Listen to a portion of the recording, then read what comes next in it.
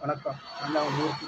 இன்னைக்கு என்னன்னா முக்கியமான பதிவு. இந்த பதிவு வந்து ரொம்ப எல்லாரையும் யோசிக்க வைக்க பதிவாக இருக்கும். ஏன்னு கேட்டிங்கன்னா, இந்த பதிவு என்னன்னு கேட்டிங்கன்னா,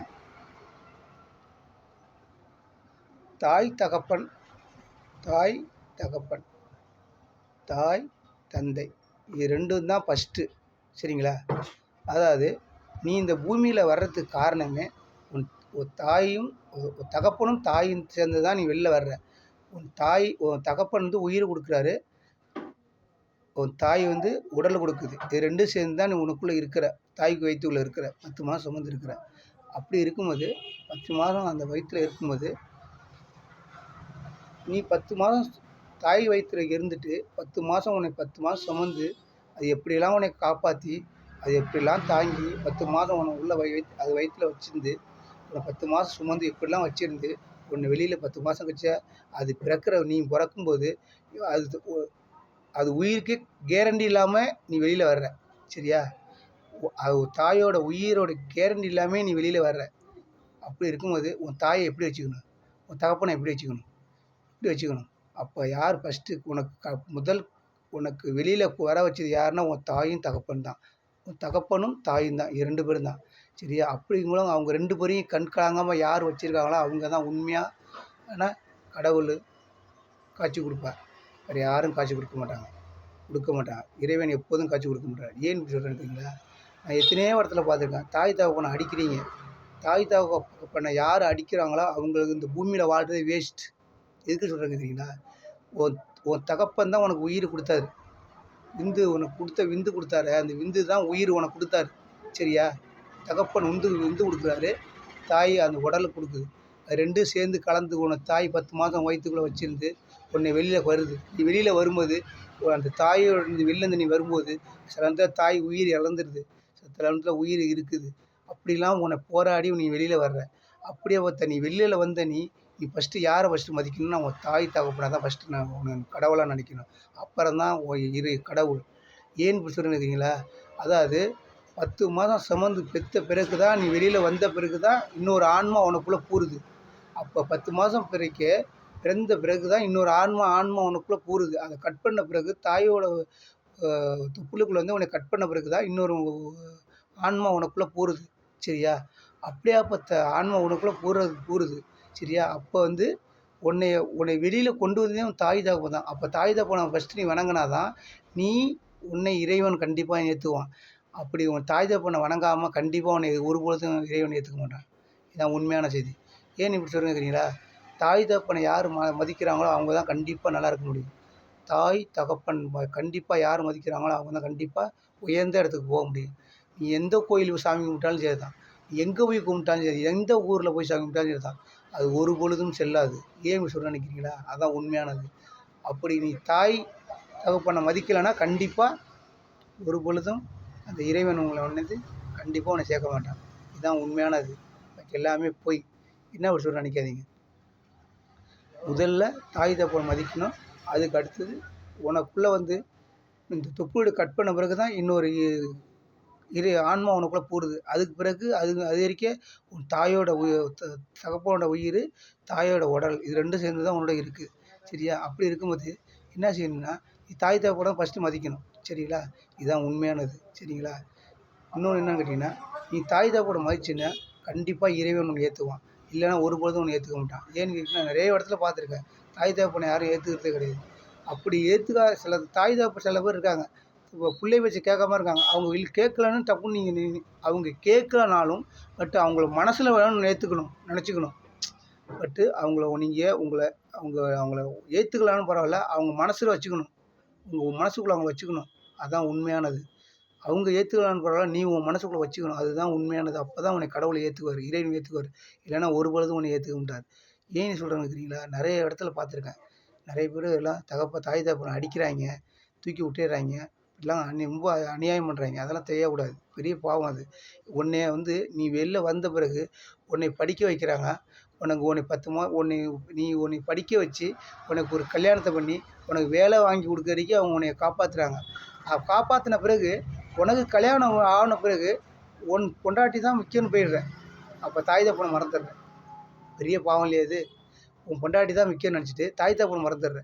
அது பெரிய பாவம் அது. ஏன் இப்படி சொல்கிறேன்னு நினைக்கிறீங்களா? ஃபஸ்ட்டு உன் தாய் தகப்பன் சொல்லி உன் தாய் தகப்பன் உன்னை அனுப்பலன்னா, நீ வெளியில இந்த பூமிக்கே வந்திருக்க மாட்ட.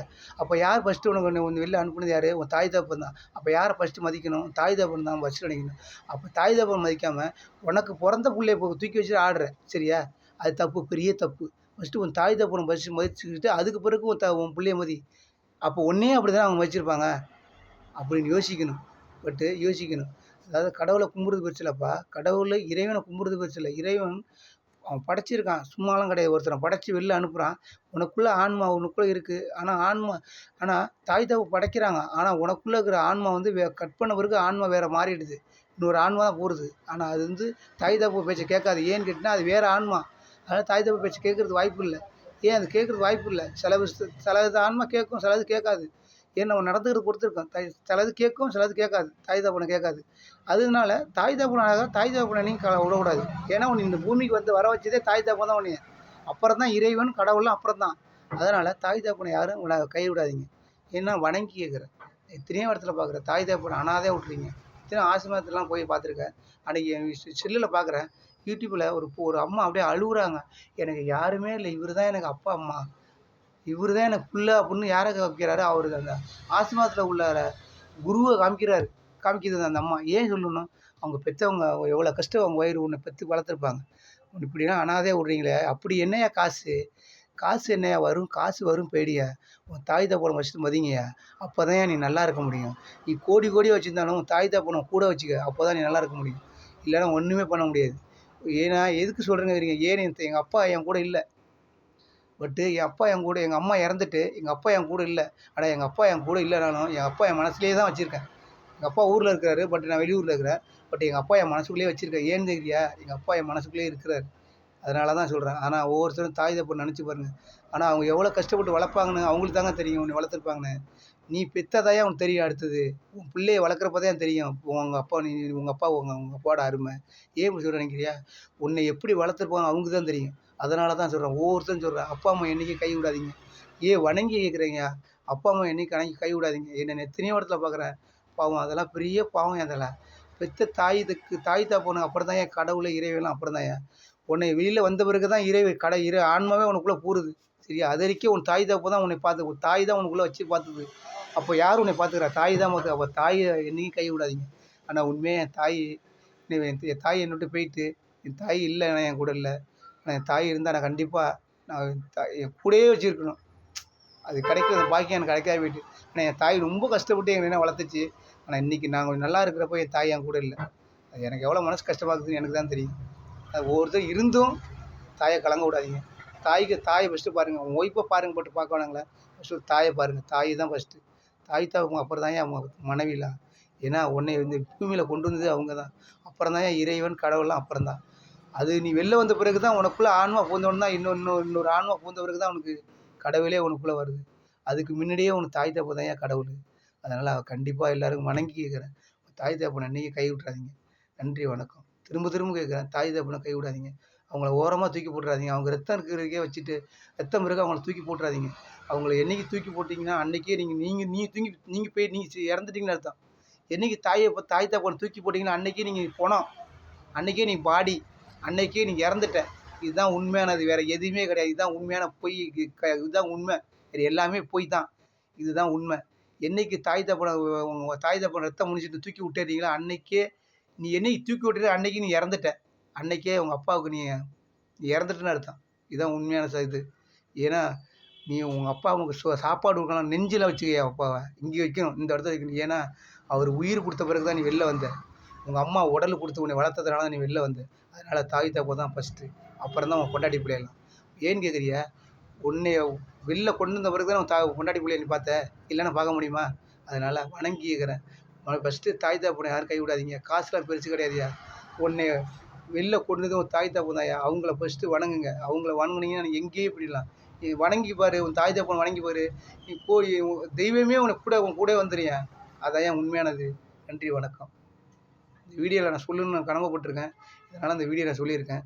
அடுத்த வீடியோ ஆன்மீகத்தில் சொல்கிறேன். இந்த வீடியோவில் ஏன்னு சொல்லியிருக்கேன்னா நான் நிறைய பார்த்துட்டு வரேன். இதெல்லாம் செய்யக்கூடாது. தாய் தகப்பனை வணங்குங்க. சரிங்களா? அதுதான் முக்கியமானது. பாக்கி எல்லாமே சும்மா. சரிங்களா? அது பாக்கி ஃபர்ஸ்ட்டு தாய் தகப்பன வணங்குங்க. நன்றி, வணக்கம். உண்மையா எங்க அப்பா இருக்கிறாரு. எங்க அப்பா என் கூட இல்லனாலும் ஊர்ல இருக்கிறாரு. நான் வெளியூர்ல இருக்கிறேன். எங்க அப்பா என் மனசுக்குள்ளயே தான் இருக்கிறாரு. ஏன்னா எனக்கு தெரியும் எங்க அப்பா எப்படி கஷ்டப்பட்டு வளர்த்தாருன்னு எனக்கு தெரியும். அதனால எங்க அப்பா என் கூடயே தான் இருக்கிறாரு. சரிங்களா? நன்றி, வணக்கம்.